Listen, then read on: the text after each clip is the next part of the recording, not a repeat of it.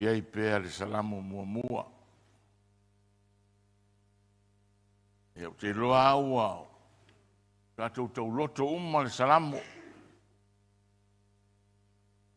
E loa ua. Le toi eise fai upu e misi a te oe. Ia ai le tonu. Pei lava ona whaafonga ma tātou whaalongolongo ai. Ingoina inisio le au poto le fionga le tua. Ta ua salamo mua o salamo le poto. Ona e amata i le awa o ina o le soifua ma le ora. O lo whapeona tuli loa mo mia i le tua. Amene. E peona tātou iai le. O le poto o le ava. Ia po le soifua matau rea i le tua. Ia ai tātou toi whaitau, ia auane i ngase, auane i e le la vai whaitau kuspa ia. Amen. O si a teimi pe le ise me maua e ia le teimi me maua i whai upu ro roto. Amen. A mu ia le tangata e le savali le whiwhiringa e a mio leanga. Tātou whaitau whatas. E re tu foi o ia le ala o e ang sala. E le no foi no foa o e ta wemu. Ai nau o ia le tula fono i ova. E mafau foi o ia le tula fono i le ao a toa ma le po. O ia foi e whapei o le la au o to i tawhatafa ane o vai tafe. E fua mai ona fua i ona lava tau. E le to ulu foi ona lau. E manu ia foi mea umana te whaia. E le whapea o e a meo leanga. Ai peo a puti o seito i rātou o le lea le matangi. O le mea lea e le tu wai o e a meo leanga le whamasinonga. E le tu foi tangata sala le whapotpotonga o e a meo tonu. A wawa sira fia i ova le ala o e a meo tonu. Ai whanu lava le ala o e a meo leanga. Amene. Na umana tātou, tusa o le la unga le asalen tona nei pise introduction fo ilea o le salamo lea. Le tātou talano aina aia ala e lua ua faa tatia e lea tua. Ia awa aina e nunumi pe le malamalama le tangata tapuai. Wa umaona tik mai le langi ala e lua. E savali e le tangata le lalolangi le nei. O le ala o e a mio tonu. Ma le ala o e a mio leanga. Amene. O tātou sira fia. E nei ala e pe mai lava le amatanga. Paulo le mea sa fai e le tua matu le tangata. E le to yo i aiso na finangalo. Ai pure ai le tangata. O lana firfiringa sa o loto. Pe a fai ngoa ina le larolangi le nei vai tau. O lana firfiringa. The choices. O le tūlanga fōlana, we live life by the choices we make. O le ola ina, o le larolangi nei e ola ina i whiwhiringa. Amene. So, e lua awala, mai lava le amatanga o le fionga le atua e o al whai unga. E lua ala. E peila on tato iai, i le tala le atua ia atamu, o la au uma, e te lua sa oloto ai, e tasia la au, e te lua whiwhiri ai. Pe ai pele aia, a lua aia, te lua oti, a le aia, te lua manuia, amene. Mai alane amatanga, o le soifuanga na o tangata ola le lalulangi le nei. O le ale tūranga e te iai e te soifua i whiwhiringa. Amene. E te ola i whiwhiringa. You live by the choices you make. Ka tātou tala noa la le sātalu wai. E peo na amata e salamo mua. Whaingoa ina, o le whiwhiringa le ola ina o le olanga. How to conduct your life on earth. E tusa ai ma le finangalo o le atua. Le rasa, pe ina pauar fai upu sa tala no ina fai mua. Amene. Pe o le ale tu ai ngā winga. O le ale tu ai ngā mio. O le ale tu ai ngā o langa e soifua ai le tangata. E fia i ai le atua. Amene. Mea lona lua sa watu le introduction. E mea tau o le contradictory life. Contradiction. Ona rao leo a maire sa o tonga le lalolangi nei e o la ina i e tangata e pulea ia. Amene. O le mea la lea e tere nisi sa fesiri ai. O no leo a mai nei, o le reality la lea po le mea lea loro tatou wa aina i ai le lalolangi le vai tau le nei. Wa ese uma tatou waia fo i le tua o e mau ese. Le ai ma sesi e tutusa. Amene, o lo mafau o lo tino, o a wanga o a mio, ese uma. Amen. O la wa ai foi la i me tutupu le lalolangi pa ule nei, ese. O le manga mua la sa tatona no e ina, fa mai a ile la fionga le tua amu ia le tangata e le. La. Ele sa vali fifiringa e a mioleanga. Ele tūru i ala o e anga sala ele nofo no foa o e whamawalunga ma tauemu. O le tauemu e whanau ma le whamawalunga. O le kamanga o tauemu. Amene. O le tamama tinana o le whamawalunga amu, sa waile whanau maile o le amu ma le tauemu. Amene. O alalana e finangalo le tua e a mi o ai le tangata i a te ia. Ai o le ola ina la le olanga le lalolangi le nei. E le se mea whaingo fie. Aia? Aisia. E peila un tatou tala noa ai, o le winga o le upuna amu ia. E whaare ko kere ka ngaka e mawainga.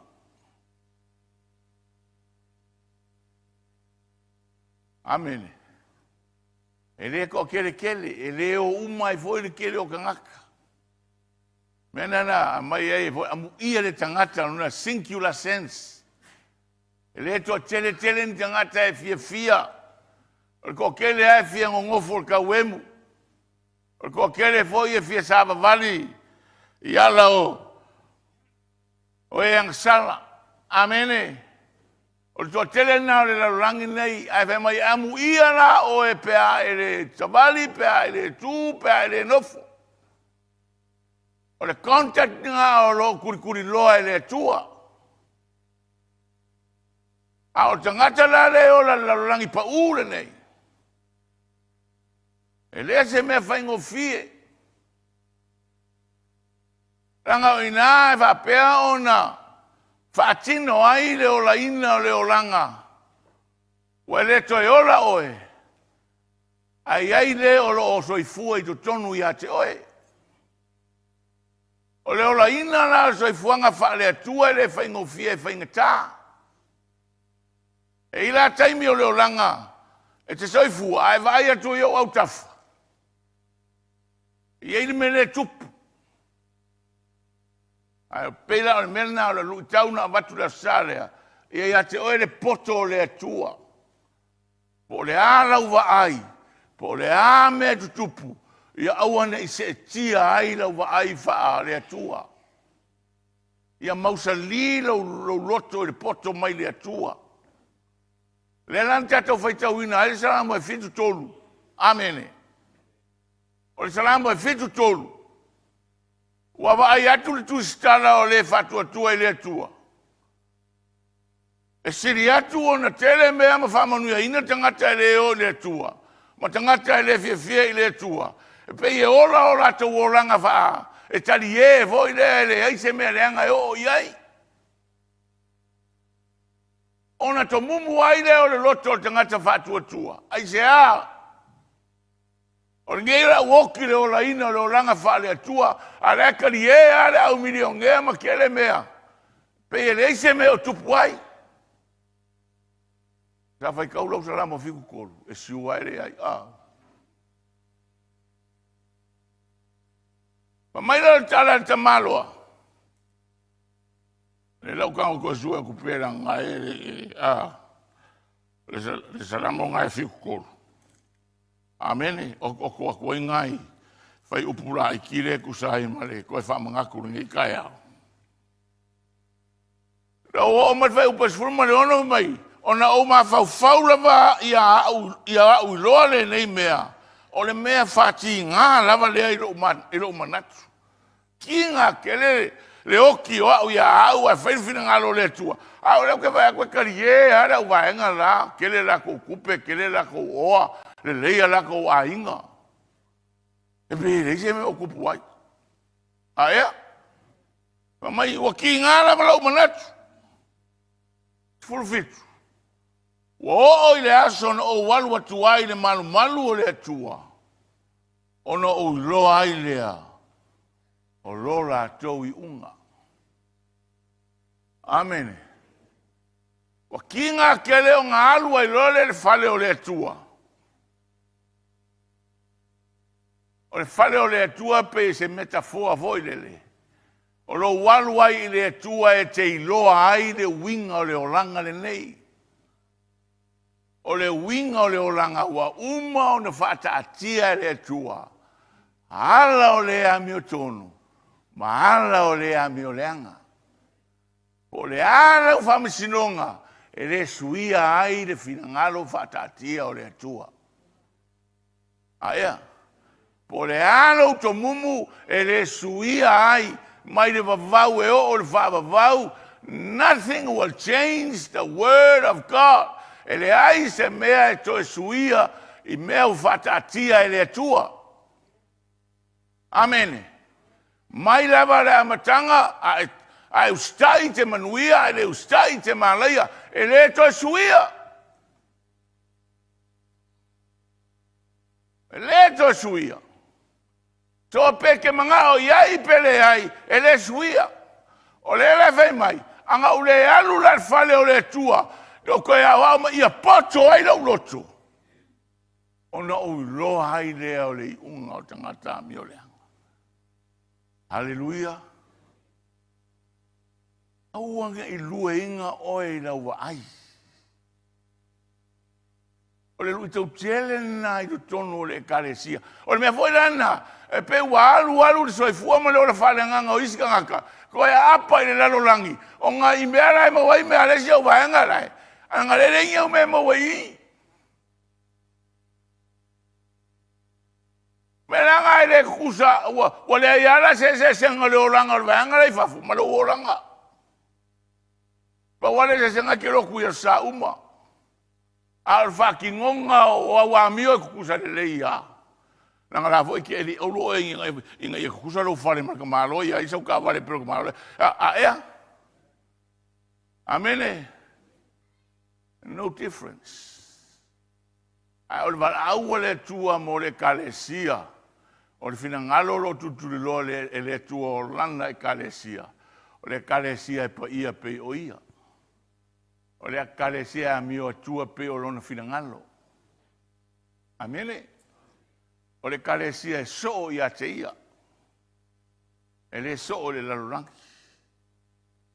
O le wingalanga le contradiction of life. O le manatu o le tangata whātua.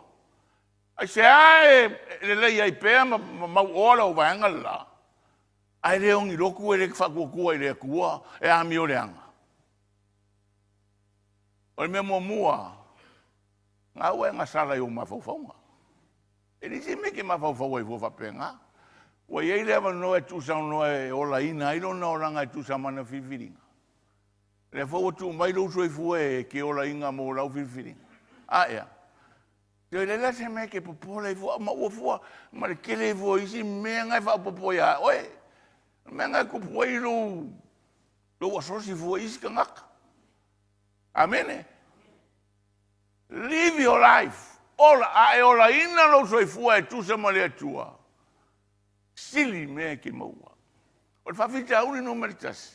ua fua ina le oa i mea o le tino.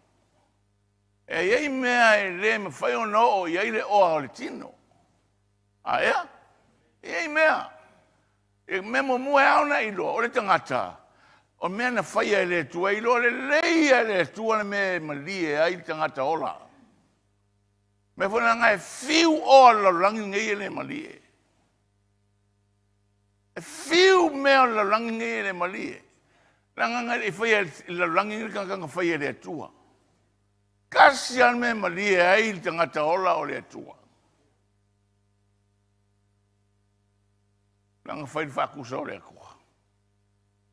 Amen. So I pray,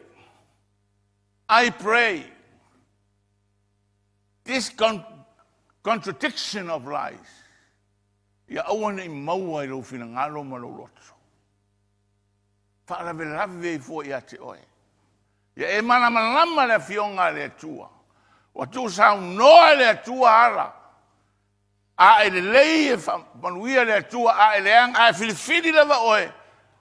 E le pa fua e le se mera a fia I fua oe le tau I o le tangata le whaia le mele. Aya? Amene. Amene. Tō peila ina, le sa tato tala noe, a le aunga atoa, ia poto oe mai le atua. O le poto mai le atua, ia enga lua I le mea ua fo ina atu e le atua ia te oe. Hallelujah. O le finangalo le atua ina ia, whapea ona e a mio, ia e winga, e pei o ia. Mena no watu ai me tolu lesi vai aso e tolu a mea e nofo e develop I tono lo soifua wa e poto. O lo iloa o le atua, o lo iloa, o ema lo iloa le fionga le atua.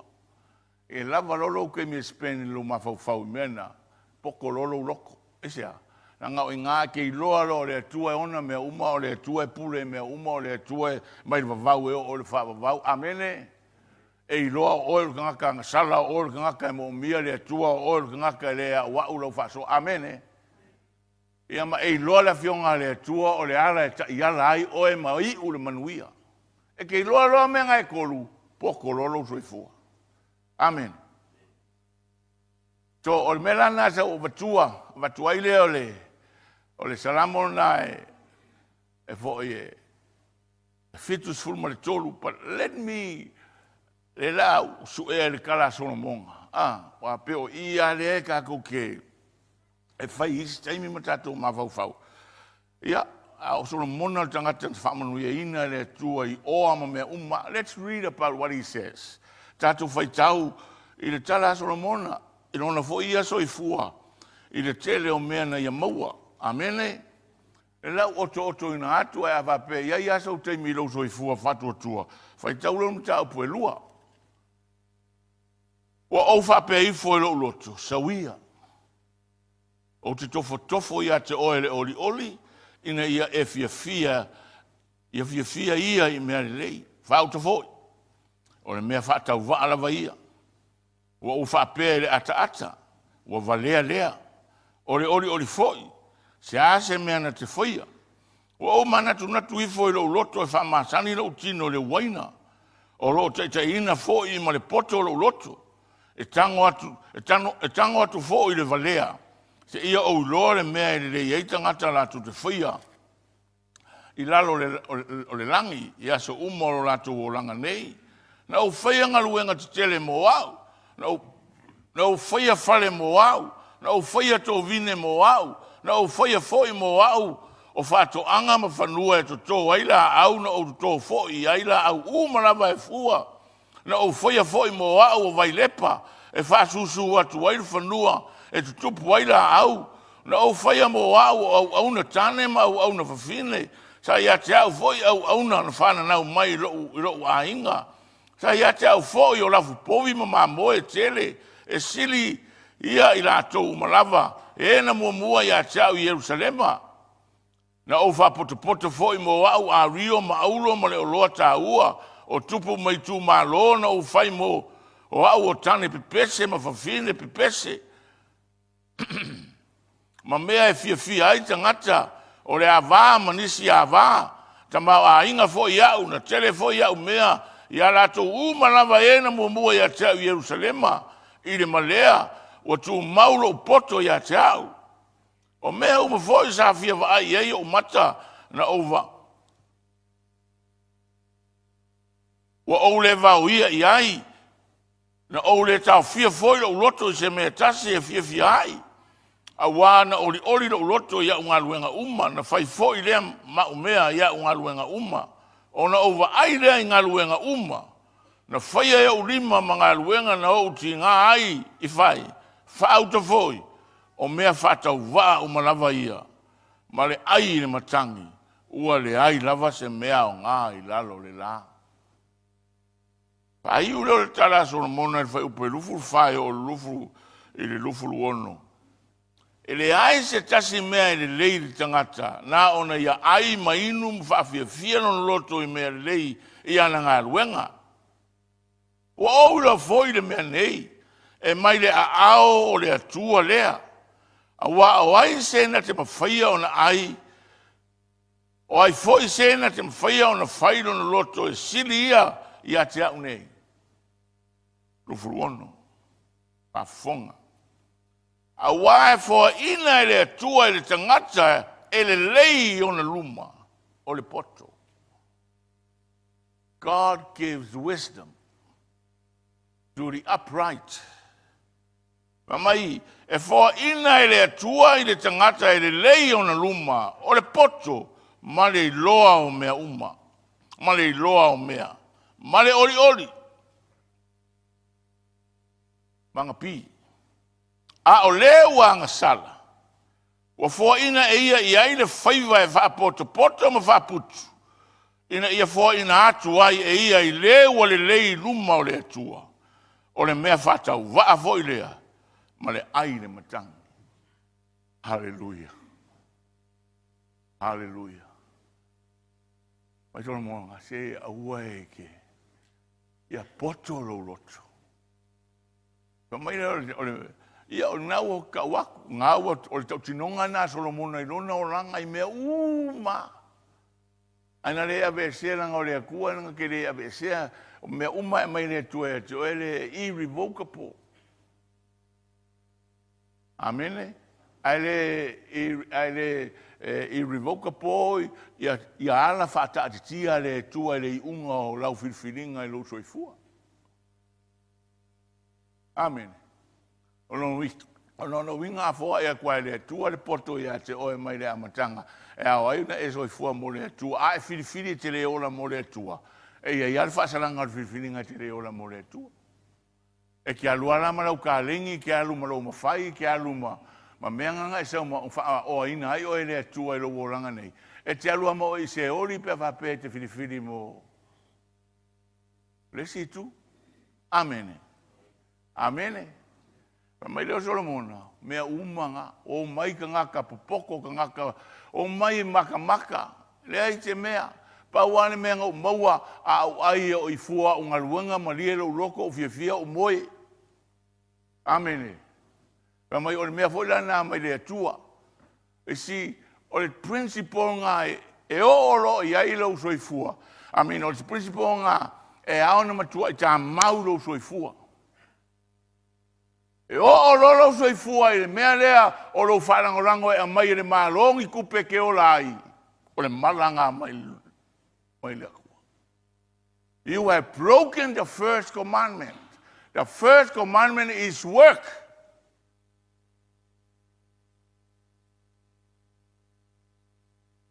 O le mea lama na ia tau te vaai ma le whaano no tele, pe au whaano longo i miliona ne tau.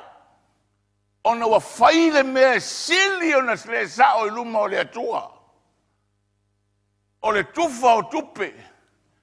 E ba ai rai le ai se mea le lei e tupu mai ai. Langa o le tulafono mo mua ngalue. Ai ma le afu. E ma lia lo loto lo wafu. E te au lava ia o le whaife au e tani tonu i le tua ma ona ta iala o te wha nono a tene. O le mala le mea leo fai. Mo ia lau tala. Ranga o i, o le vaenga pa ura o le tangata e mana e ola i mea le alu ese afu.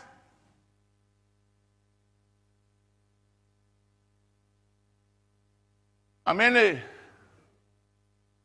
Me lana tatou kalesia. Me whanau te naua ia tatou protection e fai. Awa o le mea te whai ina malulu tu. O le manuia nā roto i fua mai le atua. A iaiso sao e lafa pek. E le loe au e loe le atua. E sila le atua ma e tau i le atua. Nanga le fua lo wafu. Amene. Amene. Me foi na fai na o tere tatou prokeki nga fai wako. Au e ke rou na mai fai me ia. Sa ilu mo le atua. Faua mea le atua Israelu mai o le mea sau a mai e sau ma mai se mea e fai ai le malu o le atua. Lan men tupu. Ka ofi. Wa ova mea. Tau ma sua loto tangata. Whamanuia le atua ia i lato. Mera le Wala ia o le atua e au na soifua ma ola ai. Lana e kalesia la langi nei. Don't look for handouts. O lau fautuanga mua nan fai apira Manila. Ma fai au New Zealand. Aua ko ke oa mengi eitsel malo e fau ai le kalesia. Aua o New Zealand ia ia lako eitsi ngae i mo au kalapau ma beba ko aua. E iei siu me umana. O le venga le tua o awala e whangaina le tua o tangata. Amene. Io che fa kai ai le kuang o ko siakia vo le uso fa ku uso. Ka ku kangi le ku auang don't look for those aids. O mea wa mai le ku ko mea ngai fa wai le kalesia. Ka ku i le fa maongi o Yesu yang mea. Amene.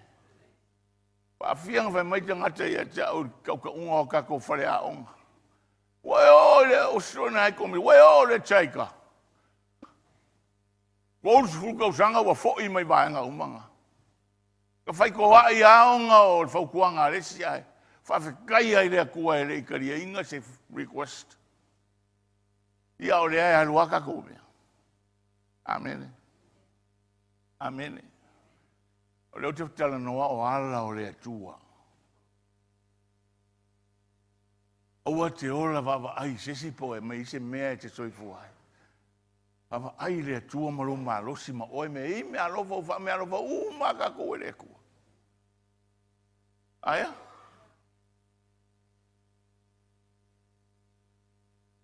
Tala na foi a Solomona. Mai o ai ana matangi me uma e whatau waa le oa uma e whatau waa. Ai whai una ni tala va mai.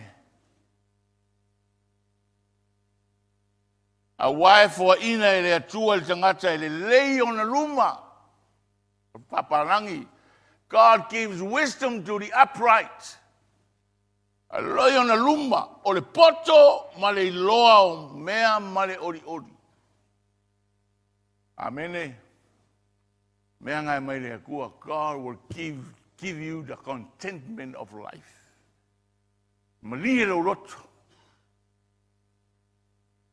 A o lewa nga sala. Pailan maka ukia on mele. O oa umai nga lue inga mai. Mai ma fai nga fai ele kua mea nga morang whangau. Pai unga nga fai upu. Aya? A o lewa nga sala e fo ina e ia i aile faiva e wha poto poto ma wha putu. Ina ia fo ina atu ai e ia i le wale lei. I luma o le atua. O le mea whatau wa foi lea, ma le aire matangi. Amene.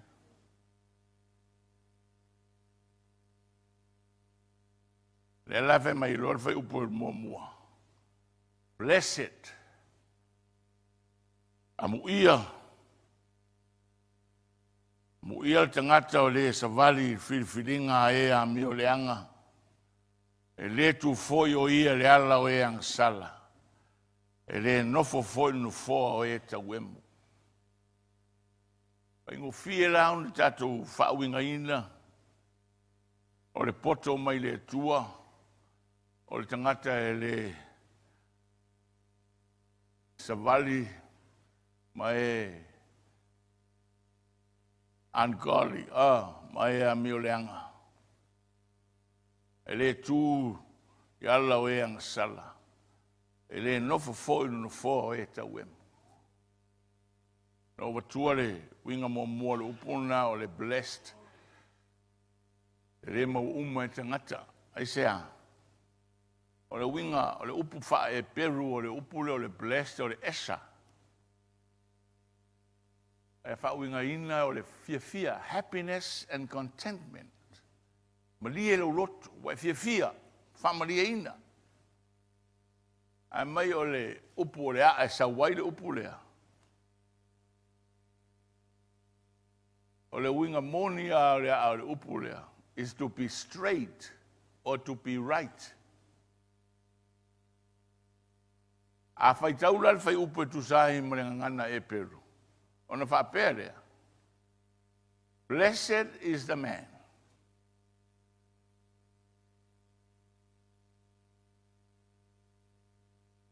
La fai fa pala. Blessed is the man. Speaks of the happiness, the blessedness, the contentment in the life of the man who he is right or straight with God. Blessed means supremely happy and fulfilled. Kamai e fia, e familia ina, le tangata o le sa o iluma o le atua. Amen. Kamai o le sa o iluma o le atua. The one who is straight and right. Maro tangata e whaamanuia ina. O le upuna whaamanuia ina ina is in plural form. Mea uma e mo mia e soifua ma le ola o le tangata. Manuia na mai le atua. E manuia na mawhauwhau. E manuia na lotu. E na ua fora e le atua whaamanuianga ia Israelu. Amene. Le masani ni tatou whaafonga whalongolongo o si i enisi. E whai tau tusi nā teu tonu nome e matautia. E te i fora whaamanuianga. E iai me mua na whaile atu ia Israelu a o tau Sabavali. Mo tau leo ese mau. Mo tau whatuatua ma tau stai. Amene. Ona manuia lea o tau. Ai fai tau lai whamanuianga na. E le sasa soloina whamanuianga na. Lea e ia vaenga e mua e whaia. Whako apa u whamanuianga ngā mai lea kua. Pai ai le, tusi nā te tonu nome. Mai o le tala a le atua ia Mose. E manuia le tu ilunga, e manuia le nofo ilalo. E manuia lo walu i fafo, e manuia lo sau tutono. Amene.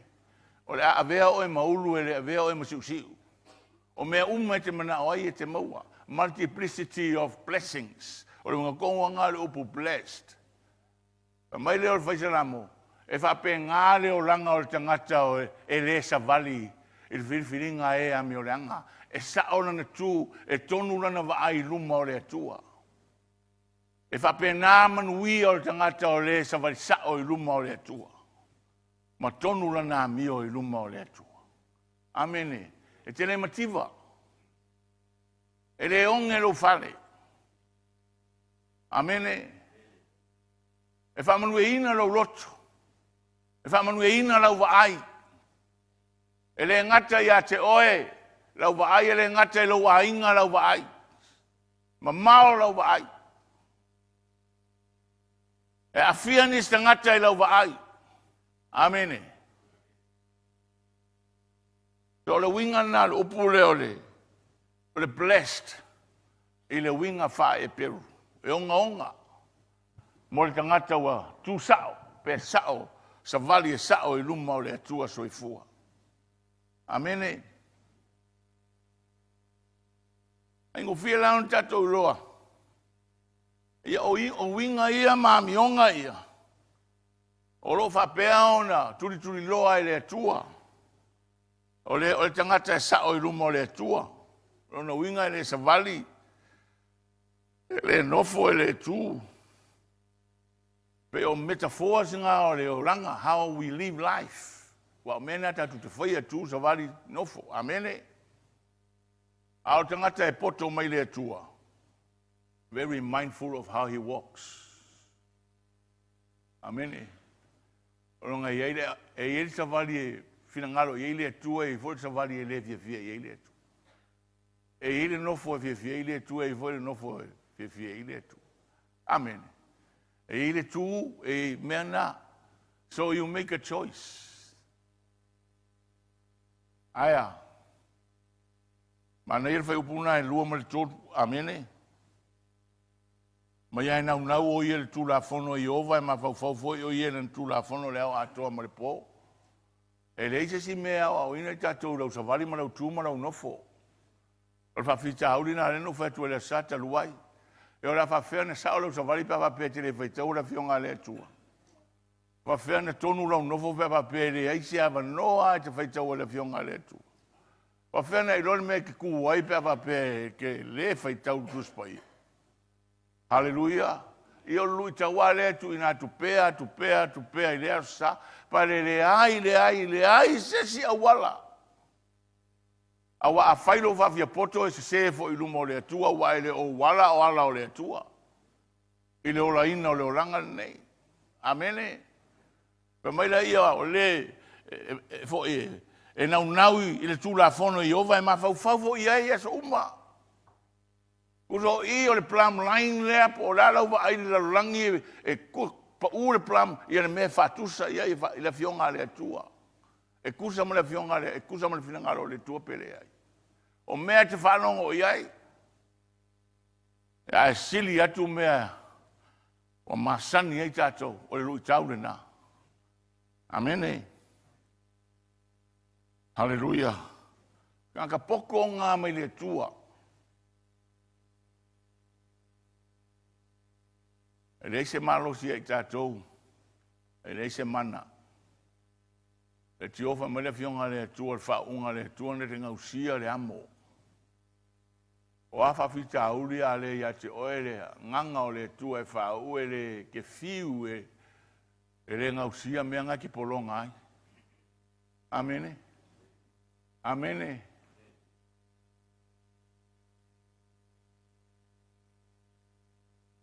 Hallelujah. O umman tu sa Unoi le tua. Ma ia le whapea o e a mi o le anga e pei o puti o seito I la tau o le lea I le mutangi. E lo le vairanga al kangaka al vainga le tua.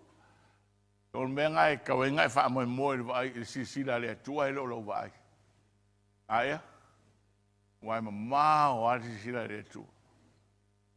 Ma si le fia le tua mea uma. Ma yo mele le tu wayo e a mi o le anga fa masinonga e le tu foi tanga sala fa potonga e a mi o tono. A o si le fia I ova le ala o e a mi o tono. Ai fano lava le ala o e a mi o le anga. Amen. Ma tala o si le tu na felici le si uso po amai ya manguia me nginga le alwa le loku ma ai lento lua va e le o le alu le lotu e loa o le nganga le o lo fa pe ona poronga ai tato mai Samoa pe o lava le lotu e fai mete pasese ai e le se mana o le lotu amene o le fai tato te o mai a le lotu a te loa le sisirfanga le tu ke le o mea ngai ka ku ka mo mo le ai Amen. A le mana o le atua. A wala mai le mana o le atua lana fionga pa ia. If you choose to obey and be delivered, you obey the word of God. Huh? Amen. Kama nga whai uru Salamo e kolus fulmar fiku.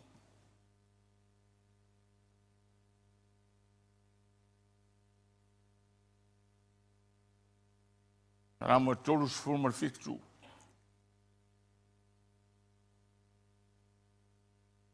Toi wha mausa lia, tilia ia te oe. Aua e te to mumu fua le oranga o istangata.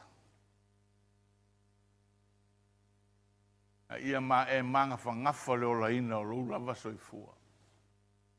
Ro soifua le atua e whamasino tonu. E iei le teimia le atua i mea ma. Amene. Salamo e tolus fulmar fitu anu whai upo es fulmar valus fuluiva luas fulu.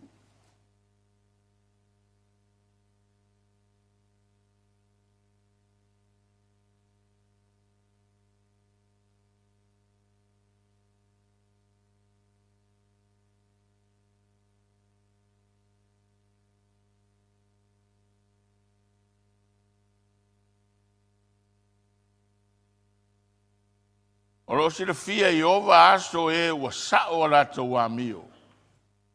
E whaava vau lava lo lato tofi. E le mai lato le aso vale.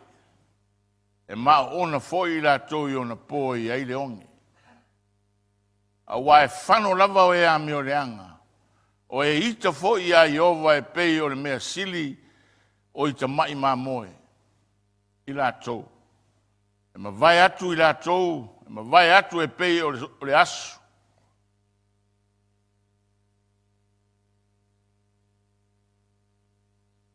O la upunga e... Ha?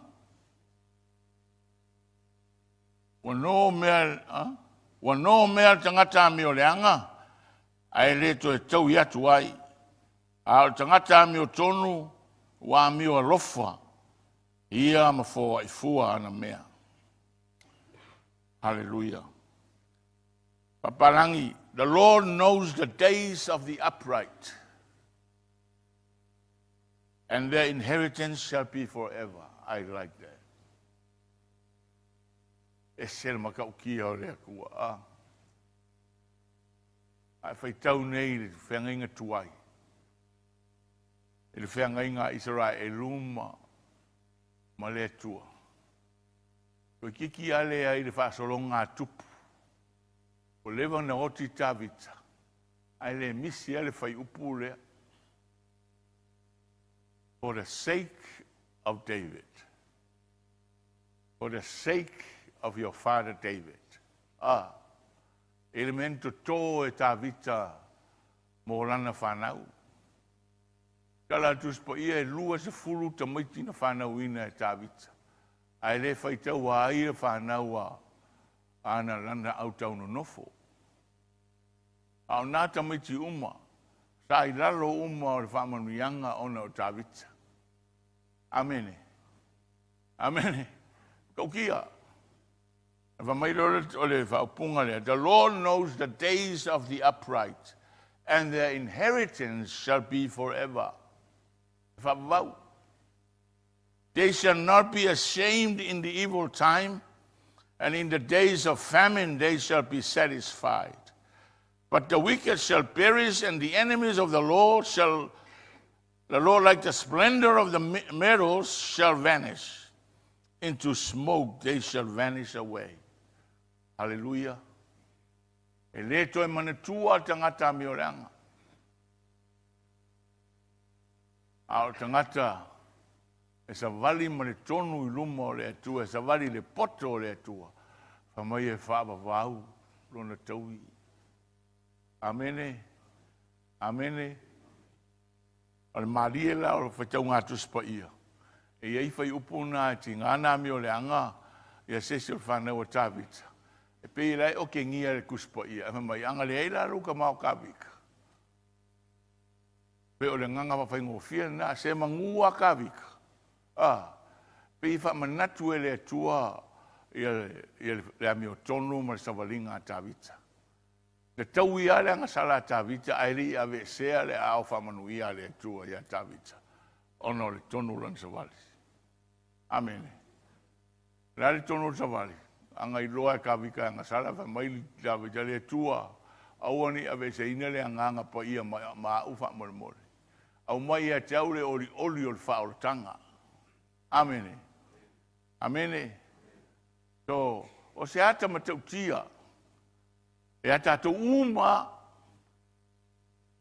o leo tātou tutonu o le whaoratanga, o tātou se le ai se e maua le manoa e mangalo e le toto i Jesu Keriso. Al whaua wina o le savalinga e aona e whiriwhiri savali ma le tonu ma le sao i luma o le atua. E se sila ma sila fia le atua me uma, God is after those who walk uprightly before him. Amene. Amene. Pule unga na o salamo le o le poto so a whapupu isi i sesi whaupunga. O le poto. O lo whiwhiri le savali ala o le atua. A wa o ala e mawaile manuia. E rena se me tasi. Vaenga uma o lo soifua. E rena oe. E manuia i lo to lua ma lau whanau. E rena o lau whanau, whanau, ma whanau o lau whanau. Ma whanau, ma whanau, ma whanau o lau whanau. Amene. Hallelujah. Nisho taimi o soifua ma leo langa, we struggle with our children. A mesi tātou o mātutua tamaiti o teenagers tamaiti. O te whapai vai. Ta whatu lau tala, the best investment you can give to your children is to love the Lord. Ewa ai e kau i rea kua lau. Amene. Au ki whapai vai. Kalo mo ka maiki. Kua lau whangau i rea kua. Ai mua mua o e whatai taile o la me o tua. Our inheritance is forever. If only we walk uprightly before him. Amen. Manuia le tuete o nei tai au.